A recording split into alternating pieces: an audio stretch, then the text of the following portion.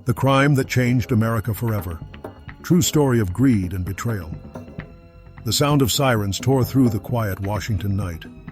Red and blue lights flashed across the polished glass doors of Continental Trust Bank, one of the largest financial institutions in the United States. It was nearly 3 a.m. when the FBI arrived, armed, tense, and confused. Inside, the vault had been emptied. Over $2.4 billion, the largest amount ever stolen in U.S. history, was gone. The heist was clean, silent, and impossible. There were no broken locks, no alarms triggered, and not even a single fingerprint left behind. The security footage? Gone, erased from the server. As the FBI director stepped into the vault, his voice broke the silence. This isn't a robbery," he muttered. "This is an inside job." And at the center of it all was Ethan Cole, a man once trusted by the nation, now accused of orchestrating the crime that changed America forever. But how did a respected financial analyst, with a clean record and a smiling family, become the mastermind behind the country's biggest betrayal? It all started 3 years earlier. Ethan Cole lived in a neat suburban home in Arlington, Virginia. He was the kind of man neighbors waved to every morning, the guy who shoveled everyone's driveway in winter and grilled hot dogs during summer block parties. To everyone, Ethan was ordinary: a husband, a father of 2, a loyal employee at Continental Trust Bank. But behind that polite smile, Ethan was drowning. The company he worked for wasn't as clean as it seemed. He had discovered hidden ledgers, offshore accounts, and secret political donations, money being funneled through fake charities to powerful people. When he brought it up to his boss, Richard Hale, he was told to forget about it. That's when things started to change. Ethan noticed that certain files he worked on began disappearing. He received late-night phone calls with no one on the other end. His car was followed twice on his way home. And one evening, his office access card suddenly stopped working. At first, he thought it was paranoia. Then one day, his wife Emily got a call from the IRS about a fraudulent account in her name containing $200,000. Ethan had never opened such an account. Someone was framing him. That night, he confronted Richard Hale. "You're setting me up," Ethan said, his voice shaking. "I found the proof. You've been laundering money for years." Richard only smiled. "You think the world cares about proof, Ethan? The system protects the powerful. And you, my friend, are just an employee." That was the moment something broke inside Ethan. Weeks passed. His bank account was frozen. His access to the system was revoked. He was suspended from work. Every job application he sent out was rejected within hours. His wife started to notice his distance. His kids barely saw him anymore. Ethan wasn't the same man. Late one night, Ethan sat at his computer staring at the blinking cursor on his screen. Then slowly, a plan began to form in his mind. A plan that would not only clear his name, but also expose the corruption buried deep inside Continental Trust. He reached out to an old college friend, Marcus Reed, a cybersecurity expert with a history of hacking government systems. Marcus owed him a favor. Together they began to dig into the bank's protected network, uncovering files that could destroy reputations at the highest levels of government. But Marcus warned him, "You're not just fighting a company, Ethan. You're fighting the people who run this country." Ethan didn't care. He was past the point of fear. Weeks turned into months. They built a system, a silent worm, that could bypass every security firewall Continental Trust had. But Ethan's plan wasn't to steal money. It was to expose everything. Until greed changed everything. Marcus started suggesting they could take a little for themselves, just enough to start over. Ethan refused at first. But when he came home one night to see foreclosure papers on his doorstep and his family gone to her sister's place, something in him snapped. He made a choice that would change America forever.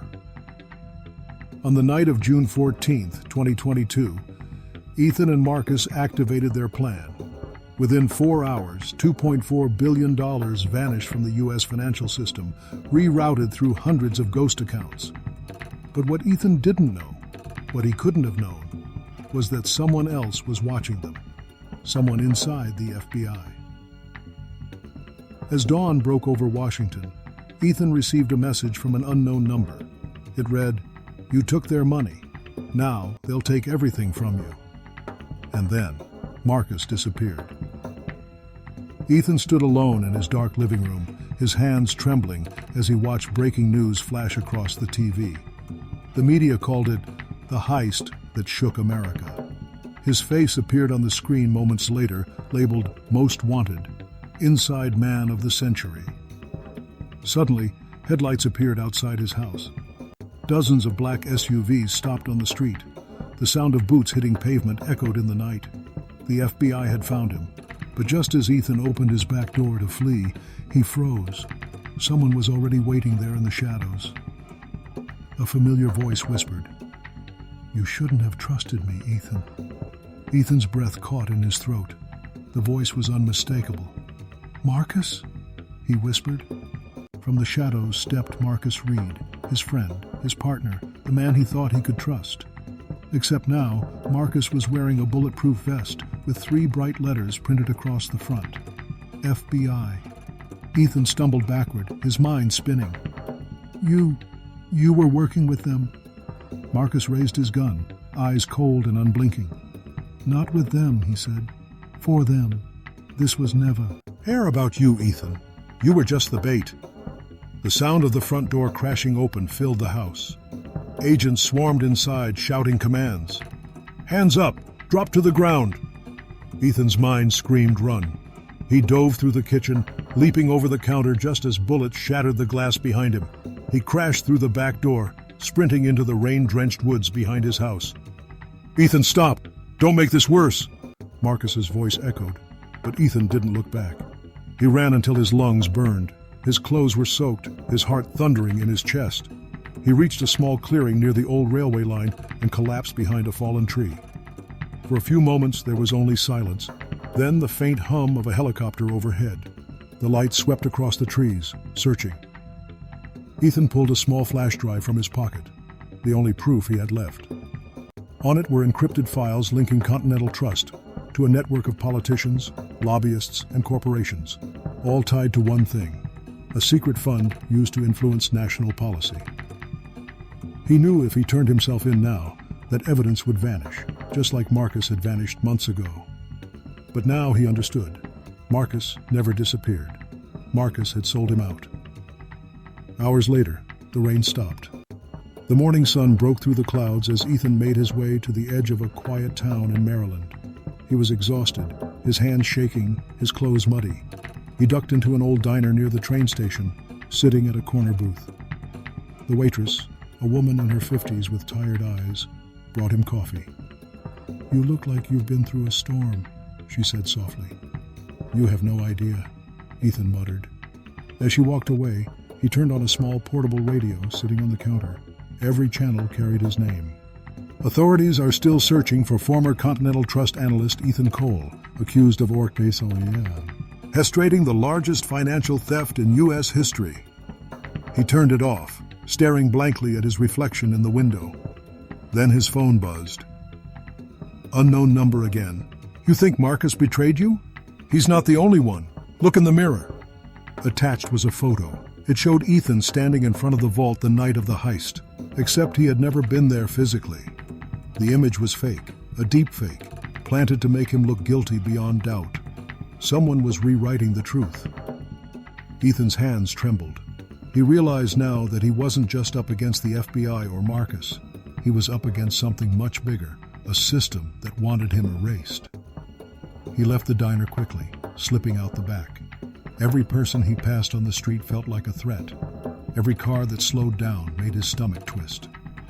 He had only one place left to go, his wife Emily's sister's house in Pennsylvania. Maybe Emily still believed in him. Maybe she'd understand. That night, after hours of walking along side roads and train tracks, Ethan finally reached the small farmhouse. The lights were off except one, flickering from the living room. He crept up to the porch, his heart pounding. He knocked lightly. The door opened halfway. Emily stood there, her face pale, her eyes red from crying. "Ethan," she whispered, "what have you done?" "Emily, listen to me," he said quickly. "I didn't do it for the money. I was trying to expose them. Hale, Marcus, they're all part of something bigger. I can prove it." Tears filled her eyes. "The FBI came here, Ethan. They said you stole billions. They showed me pictures, videos, everything. They said you threatened people." "It's all fake," he insisted. "Please, you have to believe me." Before she could answer, headlights flashed through the window. 2 black SUVs stopped outside the house. Emily froze. "They're here," she whispered. Ethan grabbed her hand. "You have to trust me, please." She hesitated, fear and confusion written all over her face. Then from behind her, a small voice spoke. It was their son, Daniel, holding a stuffed bear. "Daddy, are you a bad guy?" Ethan's throat tightened. He couldn't answer. The front door burst open. FBI agents rushed in, shouting.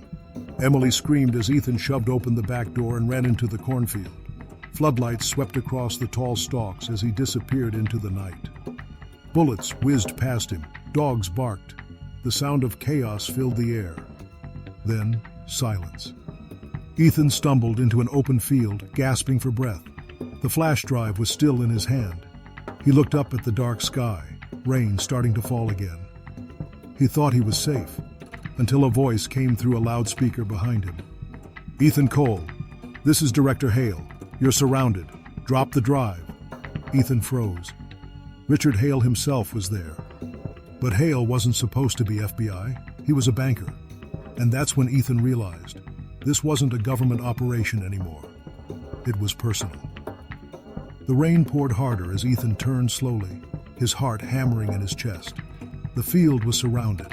Rows of black SUVs, flashing lights cutting through the fog.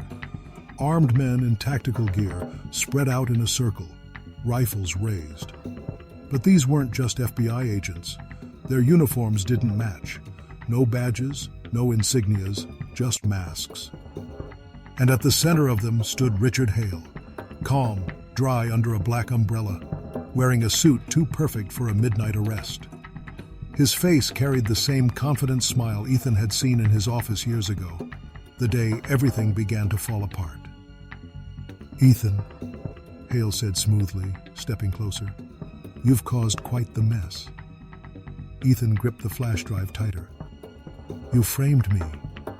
You ruined my life." Hale smirked. "I didn't ruin it, son.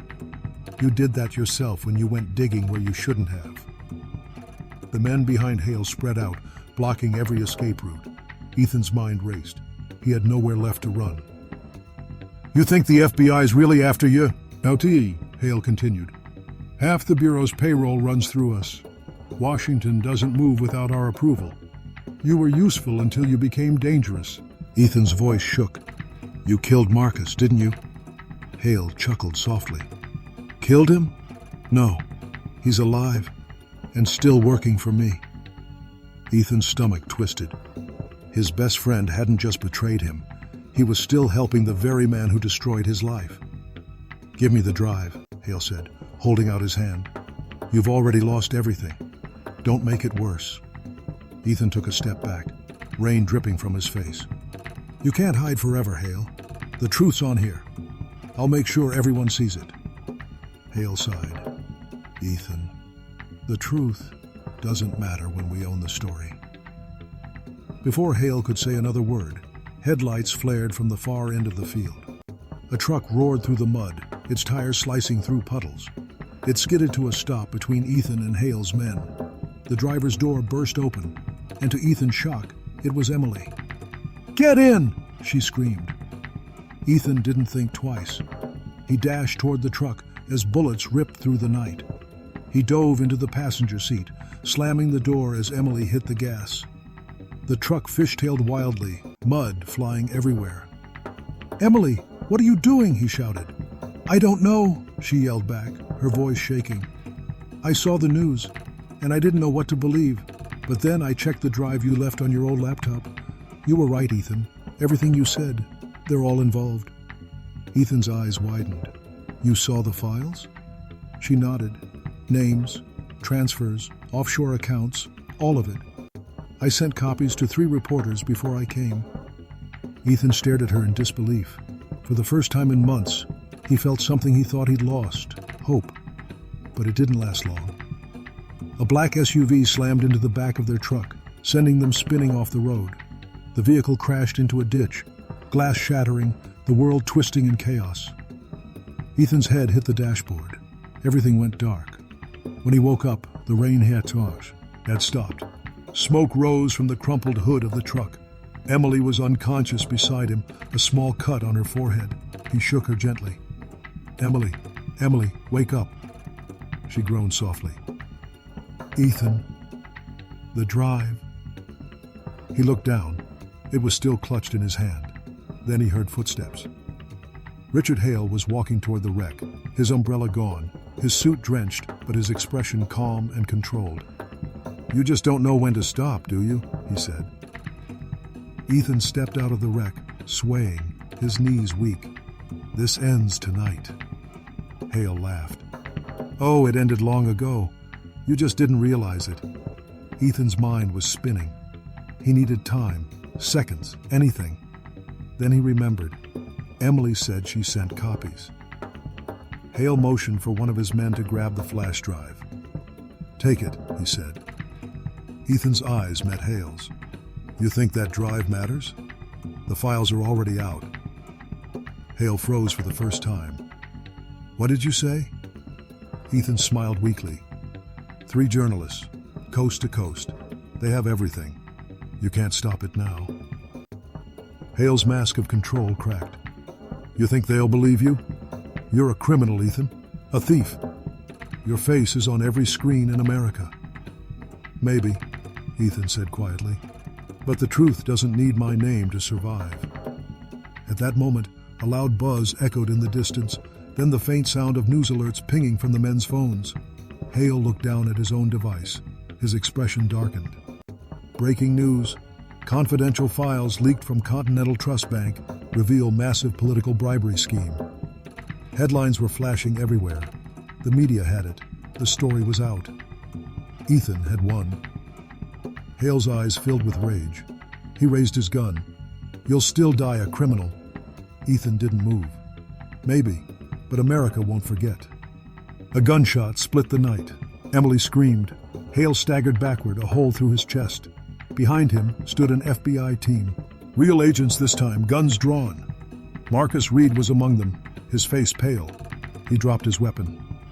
I told them everything, Ethan, Marcus said shakily. I couldn't live with it anymore. Ethan fell to his knees, the adrenaline draining from his body. Emily rushed to him, wrapping her arms around him as agents moved in to secure the area. The truth had finally come out.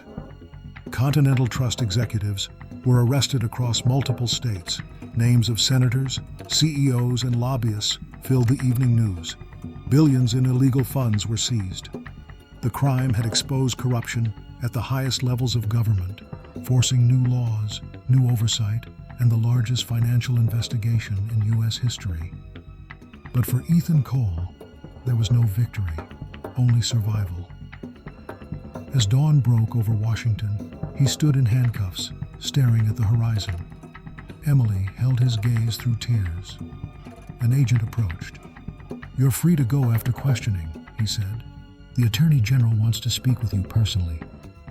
Ethan nodded weakly. The nation would never be the same again. The trust between power and people had shattered. And though Ethan had lost everything, his actions had forced America to confront its own greed and betrayal.